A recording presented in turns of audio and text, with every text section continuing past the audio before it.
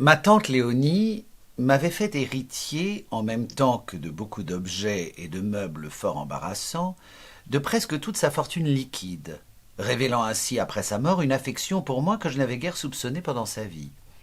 Mon père, qui devait gérer cette fortune jusqu'à ma majorité, consulta M. de Norpois sur un certain nombre de placements.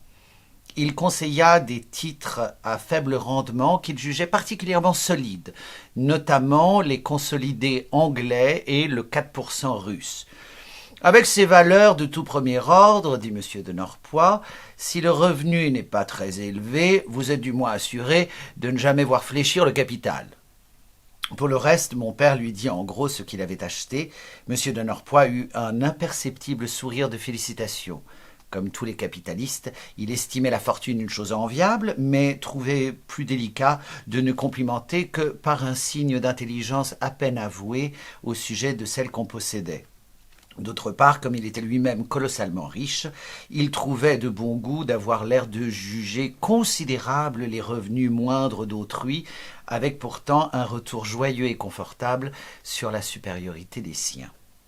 En revanche, il n'hésita pas à féliciter mon père de la composition de son portefeuille, d'un goût très sûr, très délicat, très fin.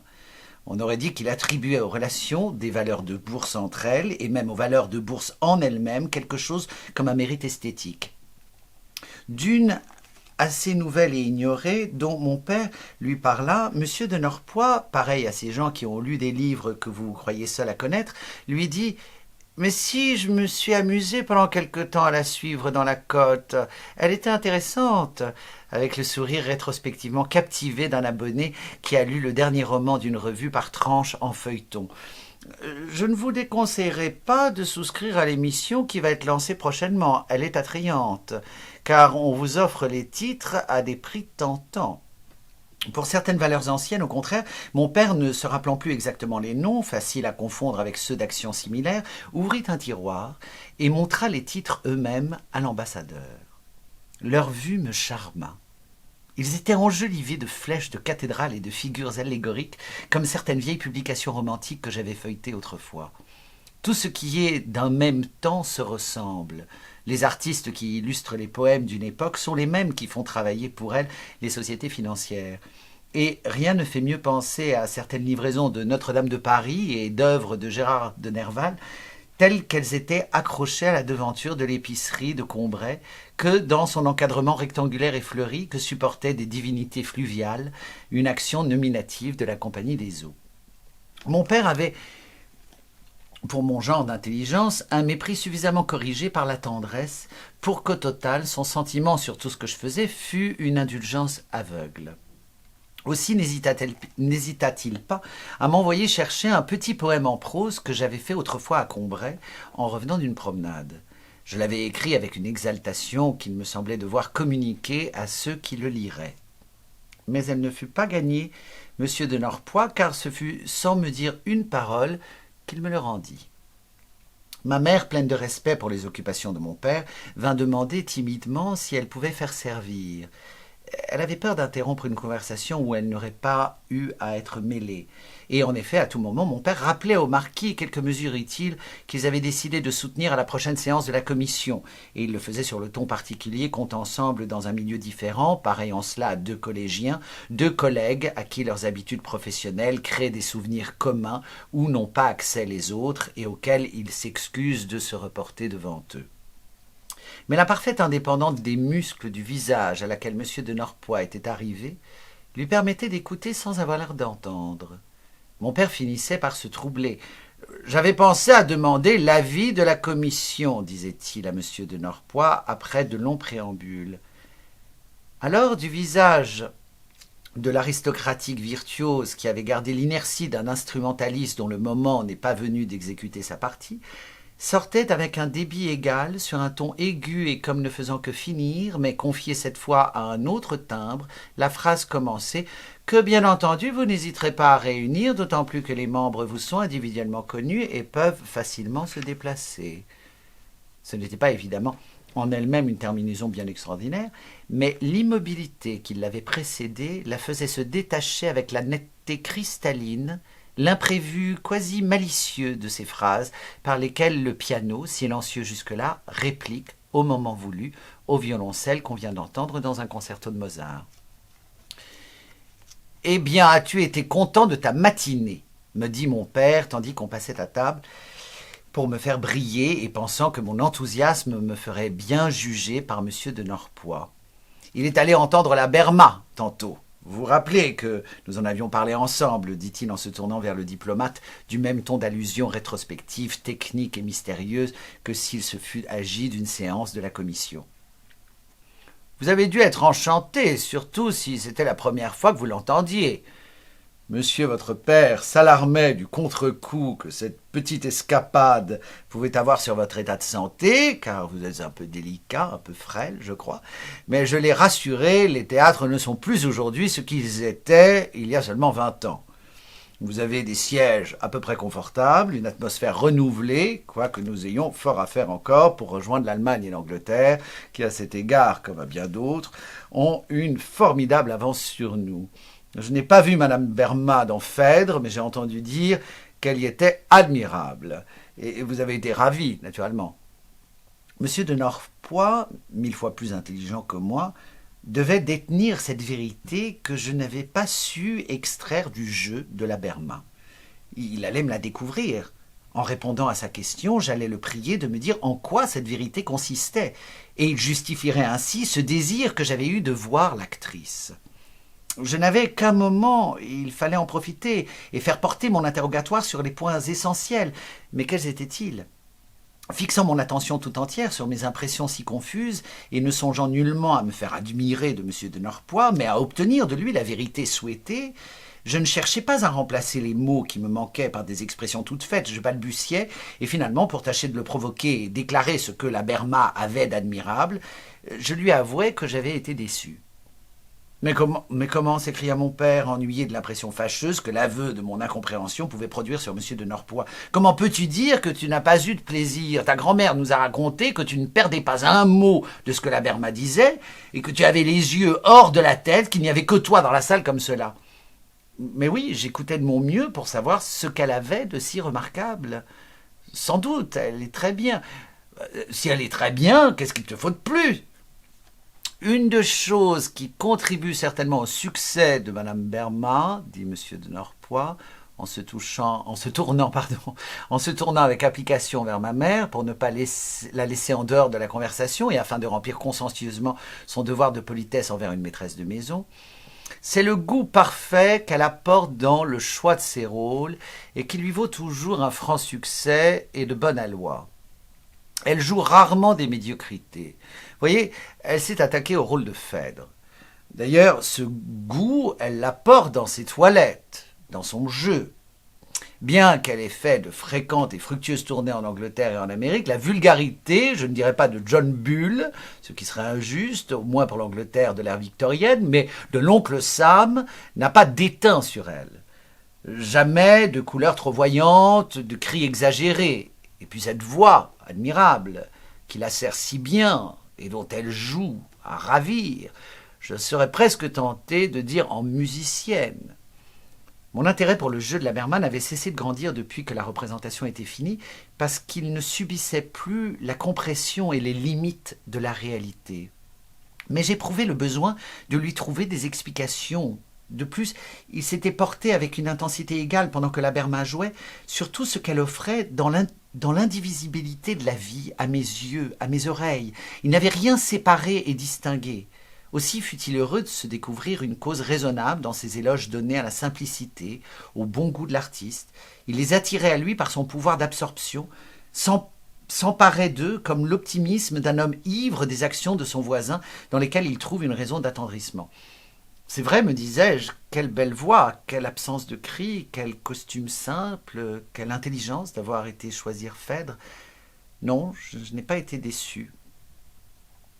Le bœuf froid aux carottes fit son apparition, couché par le Michel-Ange de notre cuisine sur d'énormes cristaux de gelée pareils à des blocs de quartz transparents. « Vous avez un chef de tout premier ordre, madame, dit M. de Norpois, et ce n'est pas peu de chose. Moi qui ai eu à l'étranger à tenir un certain train de maison, je sais combien il est souvent difficile de trouver un parfait maître-queux. Ce sont de véritables agapes auxquelles vous nous avez conviés là. Et en effet, Françoise, surexcitée par l'ambition de réussir pour un invité de marque un dîner enfin semé de difficultés dignes d'elle, s'était donné une peine qu'elle ne prenait plus quand nous étions seuls et avait retrouvé sa manière incomparable de Combray. Voilà ce qu'on ne peut obtenir au cabaret, je dis dans les meilleurs. Une daube de bœuf où la gelée ne sente pas la colle et où le bœuf est pris parfum des carottes, c'est admirable. Permettez-moi d'y revenir, ajouta-t-il en faisant signe qu'il voulait encore de la gelée. Je serais curieux de juger votre vatel maintenant sur un mets tout différent. Je voudrais par exemple le trouver aux prises avec le bœuf stroganoff. Monsieur de Norpois, pour contribuer lui aussi à l'agrément du repas, nous servit diverses histoires dont il régalait fréquemment ses collègues de carrière, tantôt citant une période ridicule dite par un homme politique coutumier du fait et qui les faisait longues et pleines d'images incohérentes, tantôt telle formule lapidaire d'un diplomate plein d'atticisme. Mais, à vrai dire, le critérium qui distinguait pour lui ces deux ordres de phrases ne ressemblait en rien à celui que j'appliquais à la littérature. Bien des nuances m'échappaient. Les mots qu'il récitait en s'esclaffant ne me paraissaient pas très différents de ceux qu'il trouvait remarquables. Il appartenait au genre d'homme qui, pour les œuvres que j'aimais, eût dit « Alors, vous comprenez, moi j'avoue que je ne comprends pas, je ne suis pas initié. » Mais j'aurais pu lui rendre l'appareil, je ne saisissais pas l'esprit ou la sottise, l'éloquence ou l'enflure qu'il trouvait dans une réplique ou dans un discours, et l'absence de toute raison perceptible pourquoi ceci était mal et ceci bien, faisait que cette sorte de littérature m'était plus mystérieuse, me semblait plus obscure qu'aucune. Je démêlais seulement que répéter ce que tout le monde pensait n'était pas en politique une marque d'infériorité, mais de supériorité. Quand M. de Norpois se servait de certaines expressions qui traînaient dans les journaux et les prononçait avec force, on sentait qu'elles devenaient un acte par le seul fait qu'il les avait employées et un acte qui susciterait des commentaires. Ma mère comptait beaucoup sur la salade d'ananas et de truffes, mais l'ambassadeur, après avoir exercé un instant sur le mets la pénétration de son regard d'observateur, la mangea en restant entouré de discrétion diplomatique et ne nous livra pas sa pensée. Ma mère insista pour qu'il en reprît, ce que fit M. de Norpois, mais en disant seulement au lieu du compliment qu'on espérait « J'obéis, madame, puisque je vois que c'est là de votre part un véritable oukase. » Nous avons lu dans les feuilles que vous vous étiez entretenu longuement avec le roi Théodose, lui dit mon père. En effet, le roi, qui a une rare mémoire des physionomies, a eu la bonté de se souvenir, en m'apercevant à l'orchestre, que j'avais eu l'honneur de le voir pendant plusieurs jours à la cour de Bavière, quand il ne songeait pas à son trône oriental. Vous savez qu'il y a été appelé par un congrès européen, et il a même fort hésité à l'accepter, jugeant cette souveraineté un peu inégale à sa race, la plus noble, héraldiquement parlant de toute l'Europe. Un aide de camp est venu me dire d'aller saluer Sa Majesté, à l'ordre de qui je me suis naturellement empressé de déférer. Avez-vous été content des résultats de son séjour? Enchanté.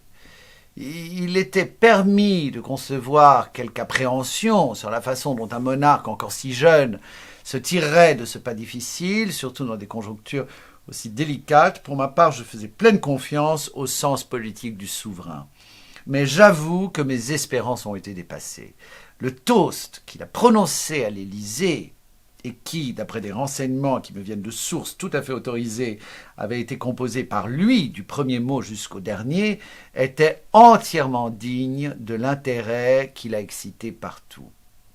C'est tout simplement un coup de maître. Un peu hardi, je le veux bien, mais d'une audace qu'en somme l'événement a pleinement justifié. Les traditions diplomatiques ont certainement du bon, mais dans l'espèce, elles avaient fini par faire vivre son pays et le nôtre dans une atmosphère de renfermé qui n'était plus respirable. Eh bien, une des manières de renouveler l'air, évidemment une de celles qu'on ne peut pas recommander, mais que le roi Théodose pouvait se permettre, c'est de casser les vitres. Et il l'a fait avec une belle humeur qui a ravi tout le monde et aussi une justesse dans les termes où on a reconnu tout de suite la race des princes lettrés à laquelle il appartient par sa mère. Il est certain que quand il a parlé des affinités qui unissent son pays à la France, l'expression, pour peu usitée qu'elle puisse être dans le vocabulaire des chancelleries, était singulièrement heureuse. Vous voyez que la littérature ne nuit pas, même dans la diplomatie, même sur un trône, ajouta-t-il en s'adressant à moi. La chose était constatée depuis longtemps, je le veux bien, et les rapports entre les deux puissances étaient devenus excellents. Encore fallait-il qu'elle fût dite. Le mot était attendu, il a été choisi à merveille, vous avez vu comme il a porté. Pour ma part, j'y applaudis des deux mains. Votre ami, M. de Vaugoubert, qui préparait le rapprochement depuis des années, a dû être content. D'autant plus que Sa Majesté, qui est assez coutumière du fait, avait tenu à lui en faire la surprise. Cette surprise a été complète du reste pour tout le monde, à commencer par le ministre des Affaires étrangères, qui, à ce qu'on m'a dit, ne l'a pas trouvé à son goût. À quelqu'un qui lui en parlait, il aurait répondu très nettement, assez haut pour être entendu des personnes voisines: « Je n'ai été ni consulté ni prévenu », indiquant clairement par là qu'il déclinait toute responsabilité dans l'événement.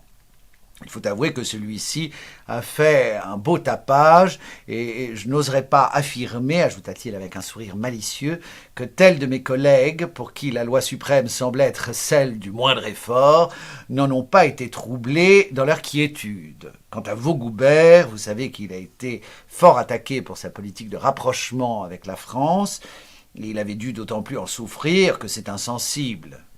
Un cœur exquis. J'en puis d'autant mieux témoigner que, bien qu'il soit mon cadet et de beaucoup, je l'ai fort pratiqué. Nous sommes amis de longue date et je le connais bien. D'ailleurs, qui ne le connaîtrait? C'est une âme de cristal. C'est même le seul défaut qu'on pourrait lui reprocher. Il n'est pas nécessaire que le cœur d'un diplomate soit aussi transparent que le sien. Cela n'empêche pas qu'on parle de l'envoyer à Rome, ce qui est un bel avancement, mais un bien gros morceau. Entre nous, je crois que Vaugoubert, si dénué qu'il soit l'ambition, en serait fort content et ne demande nullement qu'on éloigne de lui ce calice. Il fera peut-être merveille là-bas. Il est le candidat de la consulta et pour ma part, je le vois très bien, lui si artiste, dans le cadre du Palais Farnèse et de la galerie des Caraches. Il semble qu'au moins personne ne devrait pouvoir le haïr. Mais il y a autour du roi Théodose toute une camarilla, plus ou moins inféodée à la Wilhelmstrasse, dont elle suit docilement les inspirations et qui a cherché de toute façon à lui tailler des croupières. Vaugoubert n'a pas eu à faire face seulement aux intrigues de couloir, mais aux injures de folliculaires à gages qui, plus tard, lâches comme les tout journalistes stipendiés, ont été les premiers à demander la manne, mais qui, en attendant, n'ont pas reculé à faire état contre notre représentant des ineptes accusations de gens sans aveu. Pendant plus d'un mois, les ennemis de Vaugoubert ont dansé autour de lui la danse du scalp, dit M. de Norpois en détachant avec force ce dernier mot. Un bon averti en vaut deux, ces injures, il les a repoussées du pied, ajouta-t-il plus énergiquement encore, et avec un regard si farouche que nous cessâmes un instant de manger. Comme dit un beau proverbe arabe, les chiens aboient, la caravane passe. Après avoir jeté cette citation, M. de Norpois s'arrêta pour nous regarder et juger de l'effet qu'elle avait produit sur nous. Il fut grand, le proverbe nous était connu. Il avait remplacé cette année-là chez les hommes de haute valeur cet autre qui sème le vent, récolte la tempête, lequel avait besoin de repos, n'étant pas infatigable et vivace comme travailler pour le roi de Prusse. Car la culture de ces gens éminents était une culture alternée et généralement triennale. Certes, les citations de ce genre et desquelles M. de Norpois excellait à émailler ses articles de la revue n'étaient pas nécessaires pour que ceux-ci parussent solides et bien informés. Même dépourvus de l'ornement qu'elle leur apportait, il suffisait que M. de Norpois écrivît à point nommé, ce qu'il ne manquait pas de faire. Le cabinet de Saint James ne fut pas le dernier à sentir le péril. Ou bien l'émotion fut grande au pont au chantre où l'on suivait d'un œil inquiet la politique égoïste mais habile de la monarchie bicéphale. Ou un cri d'alarme parti de Montecitorio, ou encore cet éternel double jeu qui est bien dans la manière du bal Platz.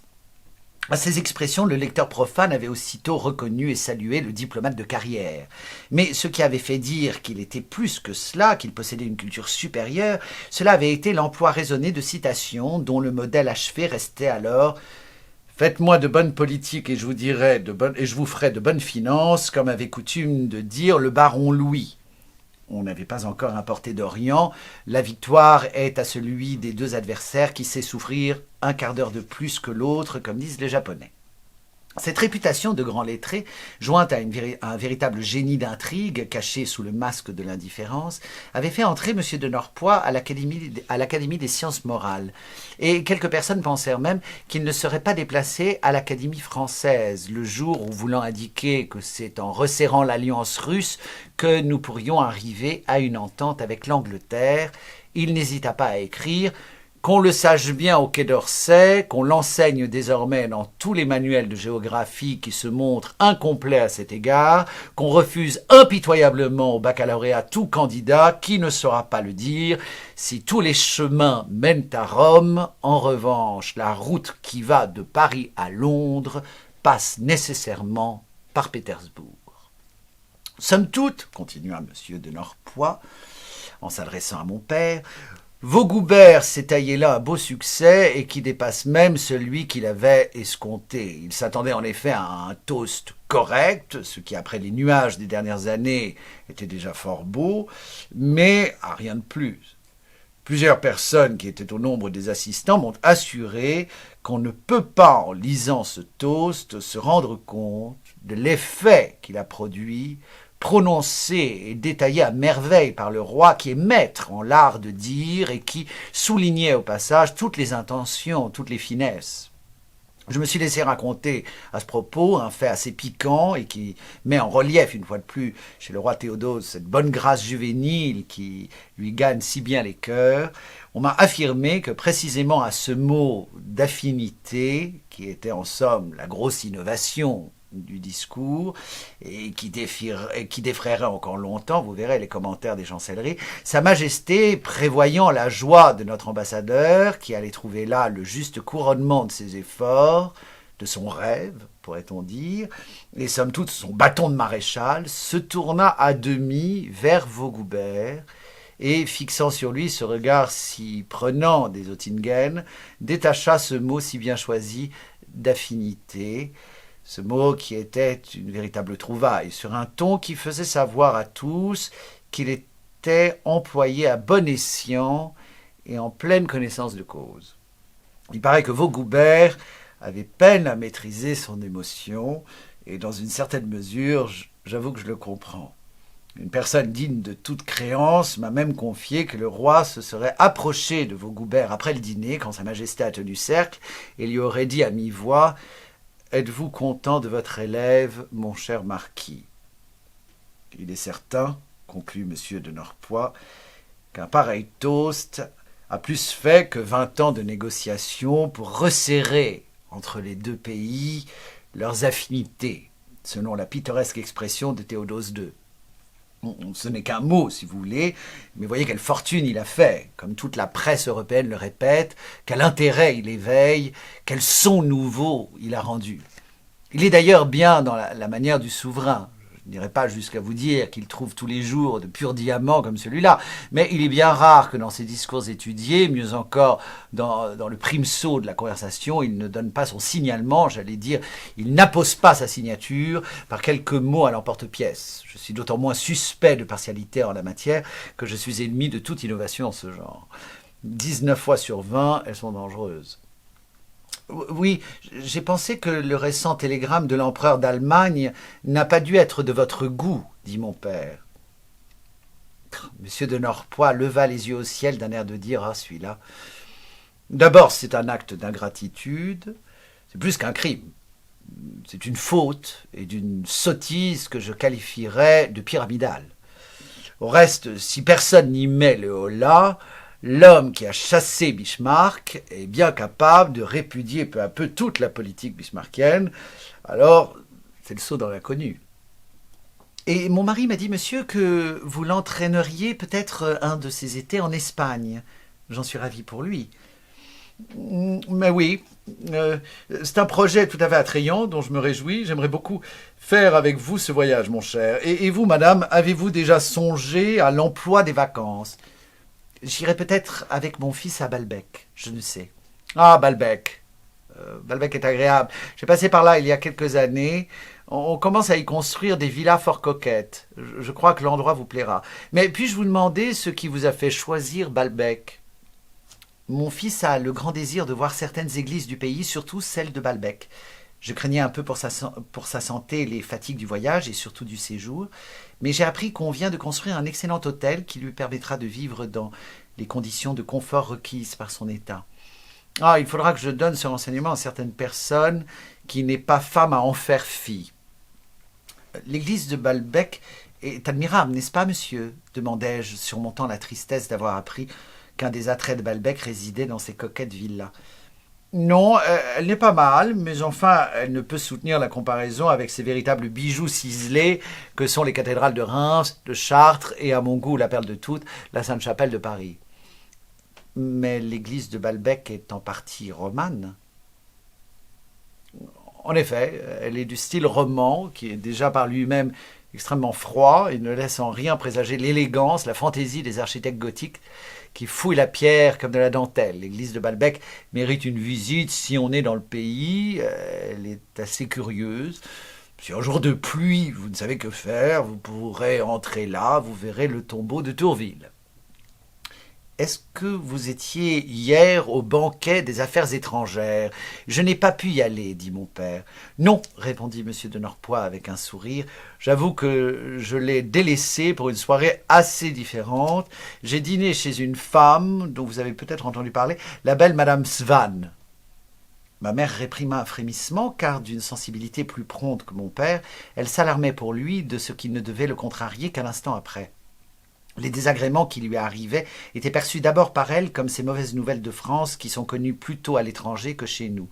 Mais curieuse de savoir quel genre de personnes les Swann pouvaient recevoir, elle s'enquit auprès de M. de Norpois de celles qu'il y avait rencontrées. « Mon Dieu, c'est une maison où il me semble que vont surtout des messieurs. Il y avait là quelques hommes mariés, mais leurs femmes étaient souffrantes ce soir-là et n'étaient pas venues. » répondit l'ambassadeur avec une finesse voilée de bonhomie et en jetant autour de lui des regards dont la douceur et la discrétion faisaient mine de tempérer et exagéraient habilement la malice. Je dois dire, ajouta-t-il, pour être tout à fait juste, qu'il y va cependant des femmes, mais appartenant plutôt, comment dirais-je, au monde républicain qu'à la société de Swann. Il prononçait Swann. Qui sait, ce sera peut-être un jour un salon politique ou littéraire. Du reste, il semble qu'il soit content comme cela. Je trouve que Swann le montre même un peu trop. Il nommait les gens chez qui lui et sa femme étaient invités pour la semaine suivante et de l'intimité desquels il n'y a pourtant pas lieu de s'enorgueillir avec un manque de réserve et de goût, presque de tact, qui m'a étonné chez un homme aussi fin. Il répétait « Nous n'avons pas un soir de libre », comme si ça avait été une gloire, et en véritable parvenu, qu'il n'est pas cependant. Car Swann avait beaucoup d'amis, et même d'amis, et sans trop m'avancer, ni vouloir commettre d'indiscrétion, je crois pouvoir dire que, non pas toutes, ni même le plus grand nombre, mais l'une au moins, et qui est une fort grande dame, ne se serait peut-être pas montré entièrement réfractaire à l'idée d'entrer en relation avec Madame Swann, auquel cas, vraisemblablement, plus d'un mouton de Panurge aurait suivi. Mais il semble qu'il n'y ait eu de la part de Swann aucune démarche esquissée en ce sens. Comment? Encore un pudding à la Nesselrode. Ce ne sera pas de trop de la cure de Carlsbad pour me remettre d'un pareil festin de Lucullus. Peut-être Swann a-t-il senti qu'il y aurait trop de résistance à vaincre. Le mariage, cela est certain, n'a pas plu. On a parlé de la fortune de la femme, ce qui est une grosse bourde, mais enfin, tout cela n'a pas paru agréable. Et puis Swann a une tante excessivement riche et admirablement posée, femme d'un homme qui, financièrement parlant, est une puissance. Et non seulement elle a refusé de recevoir Madame Swann, mais elle a mené une campagne en règle pour que ses amis et connaissances en fissent autant. Je n'en n'entend pas par là qu'aucun Parisien de bonne compagnie ait manqué de respect à Madame Swann. Non, 100 fois non. Le mari étant d'ailleurs homme à relever le gant. En tout cas, il y a une chose curieuse, c'est de voir combien Swann, qui connaît tant de monde et du plus choisi, montre d'empressement auprès d'une société dont le moins qu'on puisse dire est qu'elle est fort mêlée. Moi qui l'ai connu jadis, j'avoue que j'éprouvais autant de surprise que d'amusement à voir un homme aussi bien élevé, aussi à la mode, dans les coteries les plus triées, remercier avec effusion le directeur du cabinet du ministre des Postes d'être venu chez eux et lui demander si Madame Swann pourrait se permettre d'aller voir sa femme. Il doit pourtant se trouver dépaysé. Évidemment, ce n'est plus le même monde, mais je ne crois pas cependant que Swann soit malheureux. Il y a eu, il est vrai, dans les années qui précédèrent le mariage, d'assez vilaines manœuvres de chantage de la part de la femme. Elle privait Swann de sa fille chaque fois qu'il lui refusait quelque chose. Le pauvre Swann, aussi naïf qu'il est pourtant raffiné, croyait chaque fois que l'enlèvement de sa fille était une coïncidence et ne voulait pas voir la réalité. Elle lui faisait d'ailleurs des scènes si continuelles qu'on pensait que le jour où elle serait arrivée à ses fins et se serait fait épouser, rien ne la retiendrait plus et que leur vie serait un enfer. Eh bien, c'est le contraire qui est arrivé. On plaisante beaucoup la manière dont Swann parle de sa femme. On en fait même des gorges chaudes.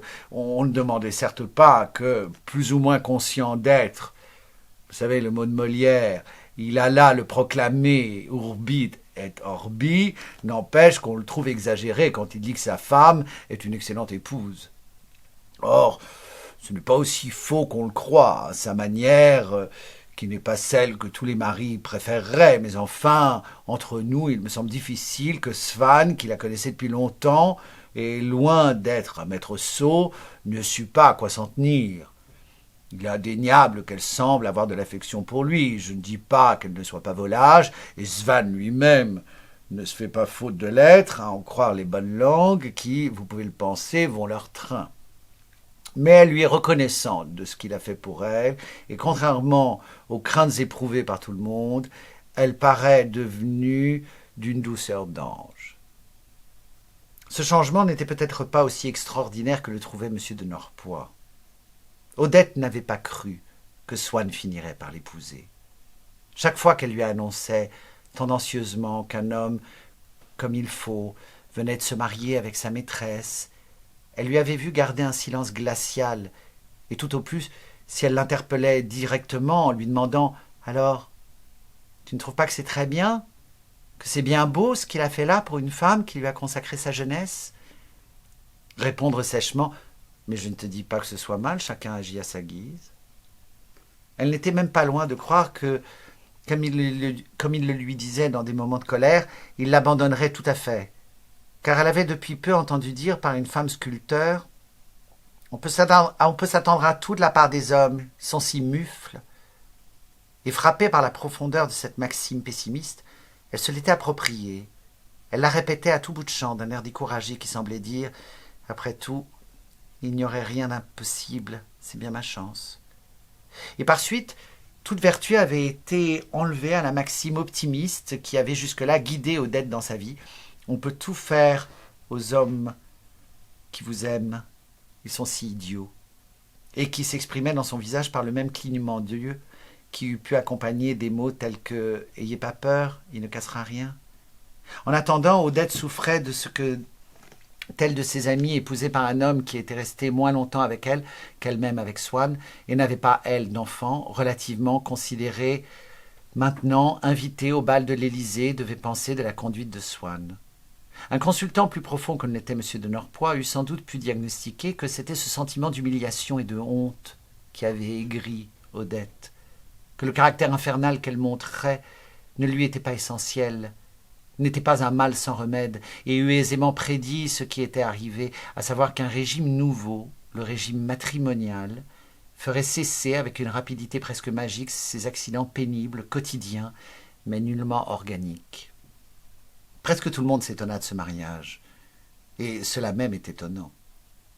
Sans doute, peu de personnes comprennent le caractère purement subjectif du phénomène qu'est l'amour, et la sorte de création que c'est d'une personne supplémentaire, distincte de celle qui porte le même nom dans le monde et dont la plupart des éléments sont tirés de nous-mêmes.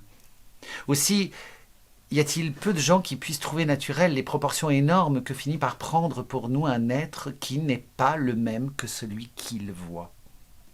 Pourtant, il semble qu'en ce qui concerne Odette, on aurait pu se rendre compte que si, certes, elle n'avait jamais entièrement compris l'intelligence de Swann, du moins savait-elle les titres, tous les détails de ses travaux, au point que le nom de Vermeer lui était aussi familier que celui de son couturier.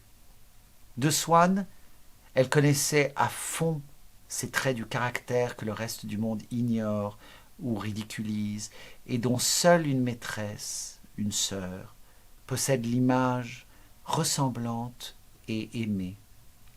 Et nous tenons tellement à eux, même à ceux que nous voudrions le plus corriger, que c'est parce qu'une femme finit par en prendre une habitude indulgente et amicalement railleuse, pareille à l'habitude que nous en avons nous-mêmes, et qu'en ont nos parents, que les vieilles liaisons ont quelque chose de la douceur et de la force des affections de famille. Les liens qui nous unissent à un être se trouvent sanctifiés quand il se place au même point de vue que nous pour juger une de nos tares.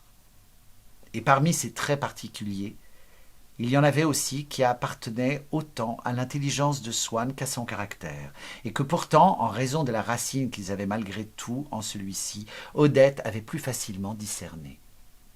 Elle se plaignait que quand Swann faisait métier d'écrivain, quand il publiait des études, on ne reconnût pas ces traits-là autant que dans ses lettres ou dans sa conversation où ils abondaient. Elle lui conseillait de leur faire la part la plus grande. Elle l'aurait voulu parce que c'étaient ceux qu'elle préférait en lui, mais comme elle les préférait parce qu'ils étaient plus à lui, elle n'avait peut-être pas tort de souhaiter qu'on les retrouvât dans ce qu'il écrivait.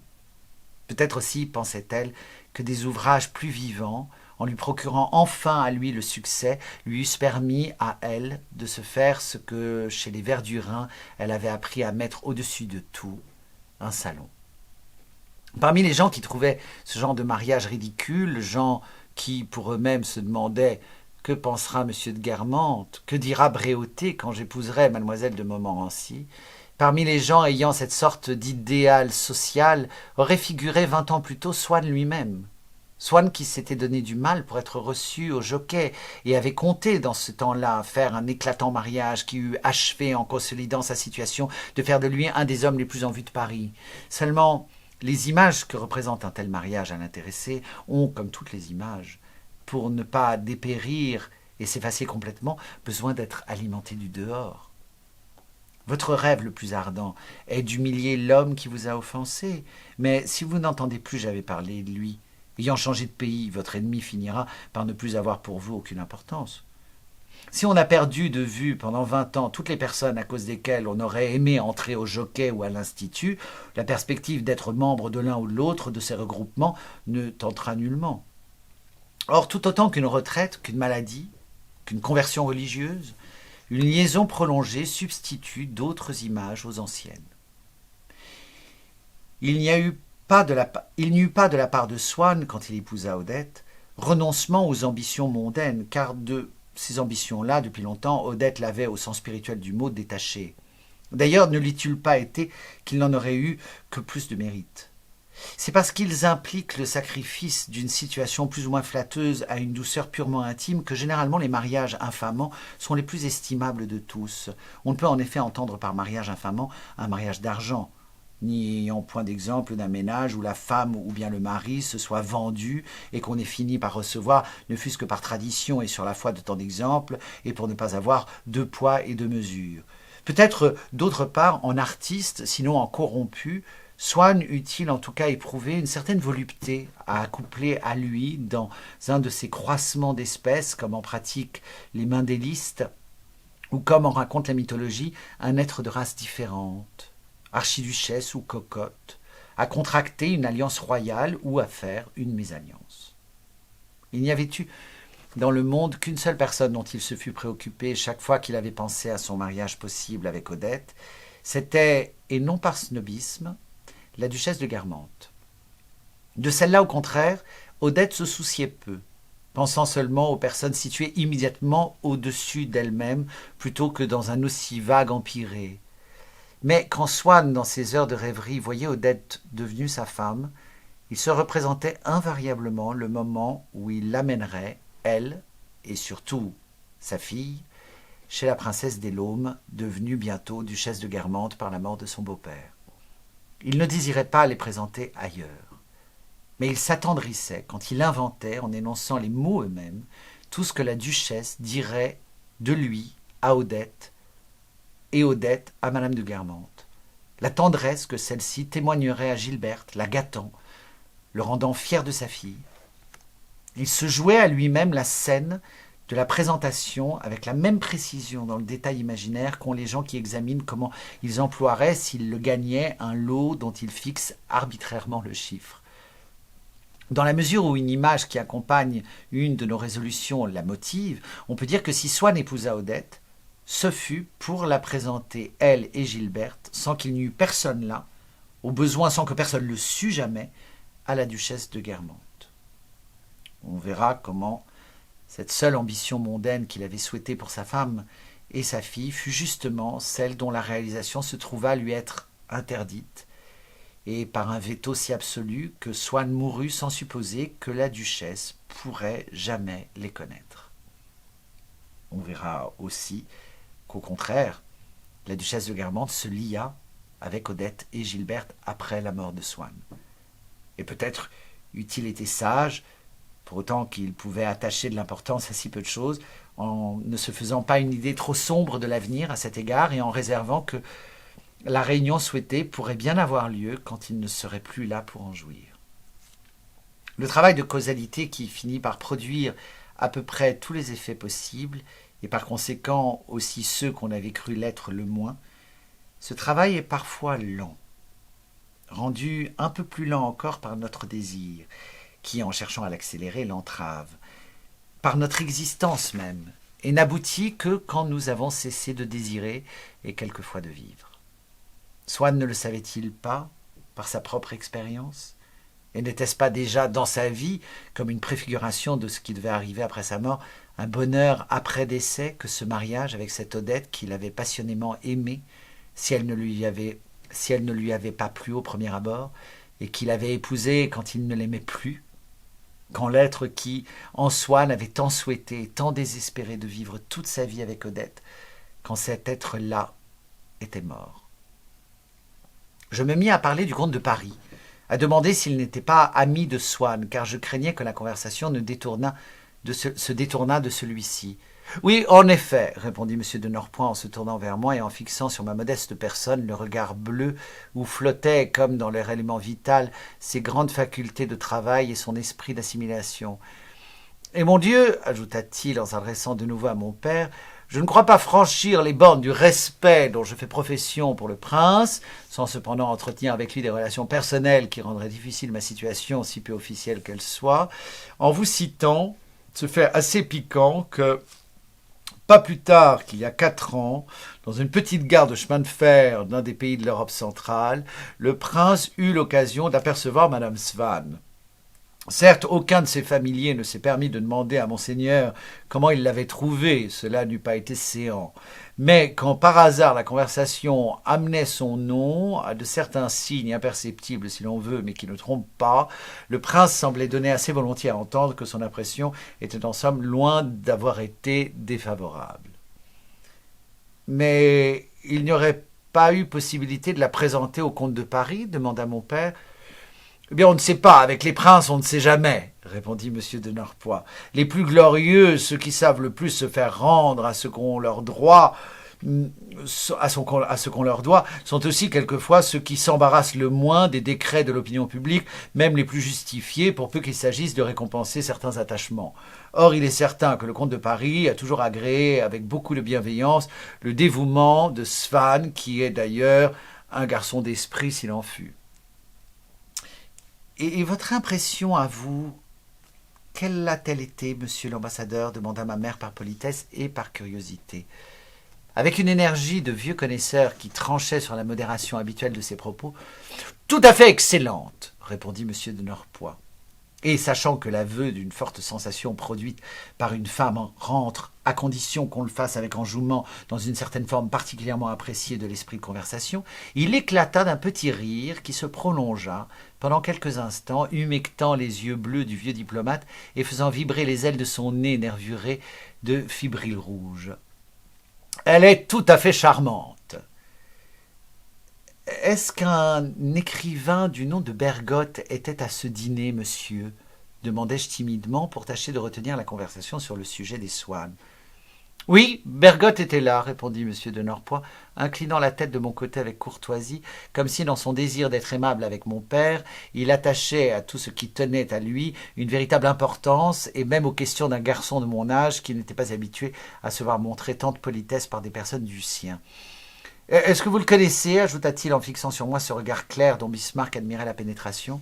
« Mon fils ne le connaît pas, mais l'admire beaucoup, dit ma mère. »« Mon Dieu !» dit M. de Norpois, qui m'inspira sur ma propre intelligence des doutes plus graves que ceux qui me déchiraient d'habitude, quand je vis que ce que je mettais 1000 et 1000 fois au-dessus de moi-même, ce que je trouvais de plus élevé au monde, était pour lui tout en bas de l'échelle de ses admirations. Je ne partage pas cette manière de voir. Bergotte est ce que j'appelle un joueur de flûte. Il faut reconnaître du reste qu'il en joue agréablement, quoiqu'avec bien du maniérisme, de la fêterie. Mais enfin, ce n'est que cela, et cela n'est pas grand-chose. Jamais on ne trouve dans ses ouvrages sans muscles ce qu'on pourrait nommer la charpente. Pas d'action, ou si peu, mais surtout pas de portée. Ces livres pêche par la base, ou plutôt il n'y a pas de base du tout.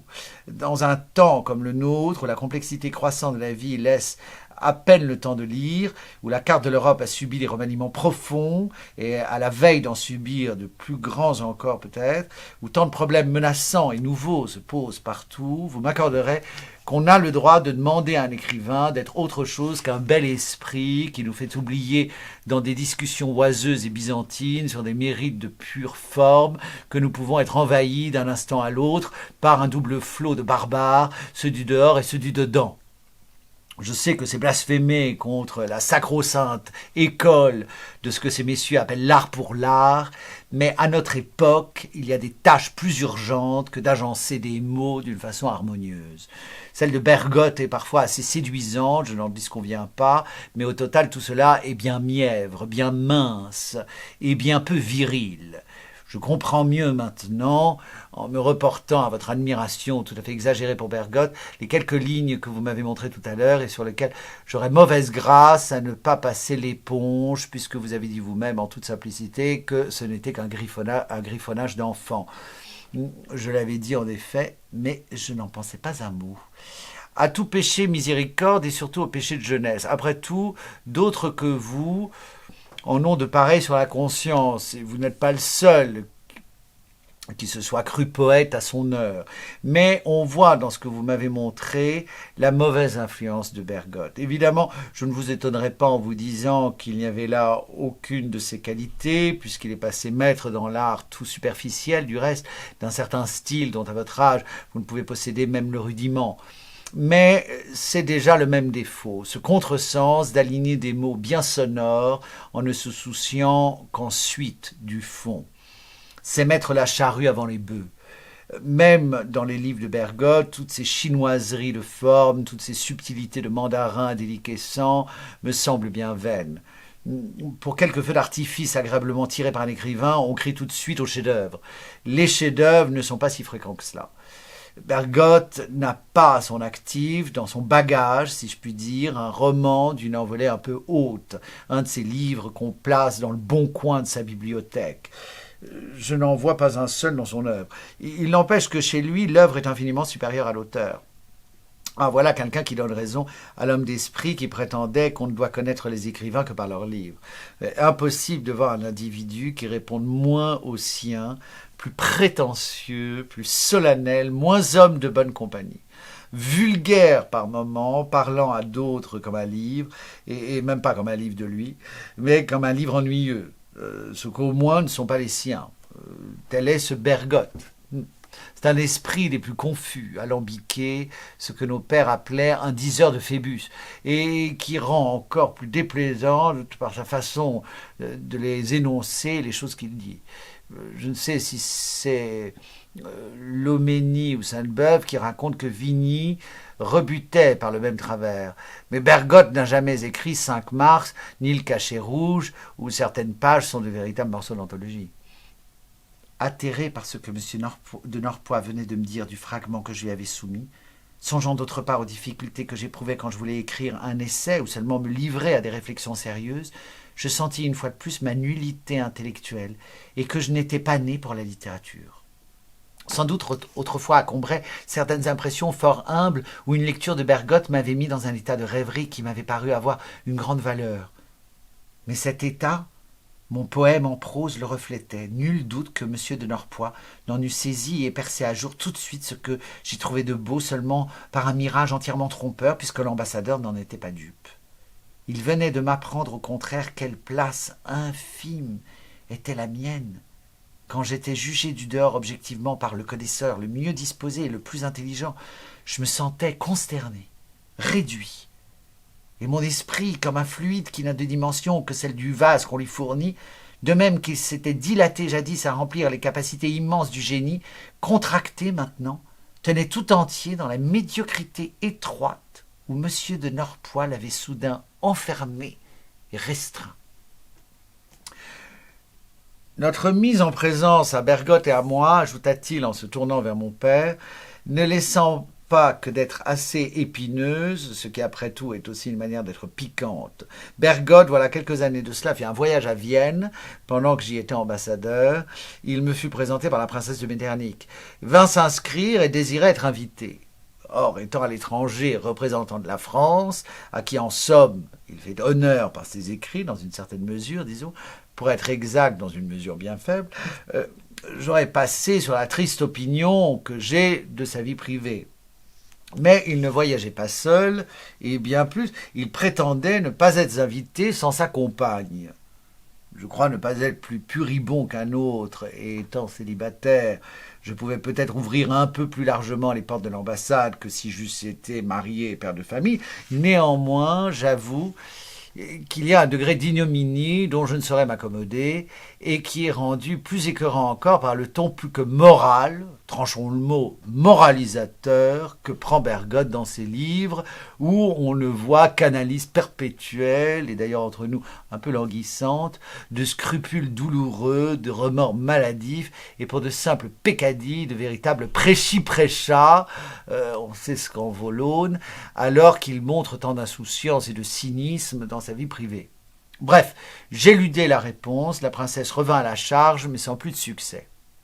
De sorte que je ne suppose pas que je doive être très en odeur de sainteté auprès du personnage. Et je ne sais pas jusqu'à quel point il a apprécié l'attention de Swann de l'inviter en même temps que moi, à moins que ce ne soit lui qui l'ait demandé.